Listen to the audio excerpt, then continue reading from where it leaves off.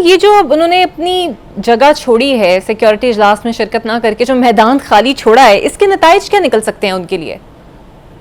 देखिए, उनके लिए बड़े अच्छे मौके आते हैं। जब भी ये खान साहब ने, जब आपको याद होगा, जब वो प्राइम मिनिस्टर ऑफ पाकिस्तान थे, तब वो इजलास में नहीं आते थे, नेशनल सिक्योरिटी कमेटी के इजलास में, इसलिए कि मुझे शहबाज शरीफ से, मुझे बिलावल से, मुझे जरदारी साहब से हाथ ना मिलाना पड़ जाए, मुल्ला फजल रहमान से सलाम ना करना पड़ जाए। यानी आप इस किस्म की सियासी जमात के बारे में अब मैं क्या कहूँ। अब तो जेल के अंदर हैं, तो इन सूरत हाल में वो तम मुज़ाकरात या बातचीत या किसी को साथ लेके चलने वाला तो मिजाज नजर आता नहीं है।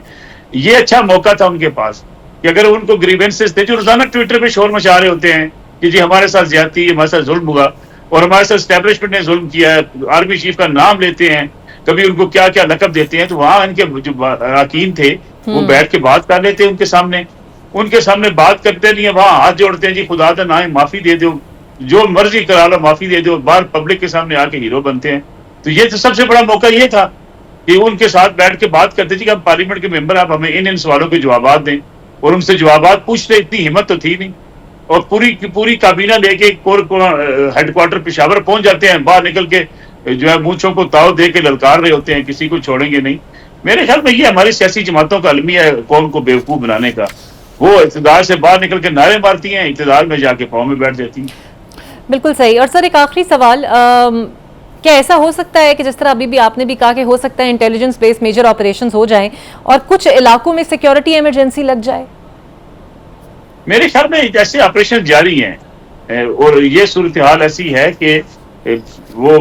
जो है वो ऐसी सूरत हाल के साथ साथ जो टारगेटेड ऑपरेशन हैं और जो जहाँ जो दहशतगर्द कार्रवाइयां करते हैं, उन इलाकों में सर्च ऑपरेशन भी होते हैं और वहां कार्रवाइयां भी की जा रही हैं। और किसी चीज की अभी फिलहाल मैं नहीं समझता जरूरत नहीं है। देखिए, दहशतगर्दी एक बड़ा मुख्तलिफ किस्म का फिनोमेना है। आप ये सोचिए कि दहशतगर्द जो है वो सामने आके कोई जंग लड़ रहे हैं, सामने आने वाली जंग आसान होती है। दहशतगर्द आपकी सफों में छुपे बैठे होते हैं, शहरों में मौजूद होते हैं। ये दुनिया भर के लिए एक बड़ा चैलेंज रहा है, उन रियासतों के लिए जो बड़ी सी आप समझे कि टेक्नोलॉजी वाइज बड़ी जो है मजबूत रियासतें हैं, उनके लिए भी ये मसाइल रहे हैं और आज भी मसाइल हैं। देखिए, अमेरिका जैसी रियासत के अंदर आज भी इस पे बड़ा शदीद जो है वो गौर वगोज किया जाता है, लेकिन वहां भी आप 100% अब नहीं कह सकते कि आप इस पे इसका कला कमा कर सकें। पाकिस्तान के लिए भी चैलेंज है, तो चैलेंज के साथ ऐसे ही निपटा जाएगा कि आपने ऑपरेशन भी करने हैं, आपने इंटेलिजेंस भी देखनी है, आपने ग्रुप्स भी तोड़ने हैं, गैर मुल्की मुदाखलत भी आपने बंद करनी है, जहां जहां लोग बाहर से कोई पाकिस्तान में लोगों को अपने साथ मिला रहे हैं उसका रास्ता भी रोकना है जी।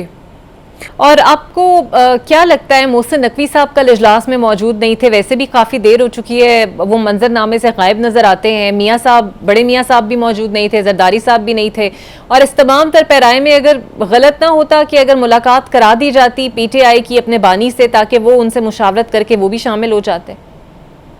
देखिए, अगर मेरी जाती राय ली जाए तो मैं समझता हूँ कि इमरान खान साहब से मुलाकात करवा देनी चाहिए, लेकिन अगर दूसरी तरफ देखा जाए तो ये कौन सी सियासी जमात है जिसके चेयरमैन भी मुंतखब हो चुके हैं, जिसकी पूरी पार्टी भी मौजूद है, पार्लिमानी पार्टी भी मौजूद है। इमरान खान तो पार्लियामेंट के रुकन नहीं है और वो फैसले ही ना कर सके, यानी उनके पास इतना भी इख्तियार ना हो कि वो पार्लियामेंट की कमेटी में जाके बैठ के मुल्क के अहम मसले के हवाले से कोई बातचीत कर सकें।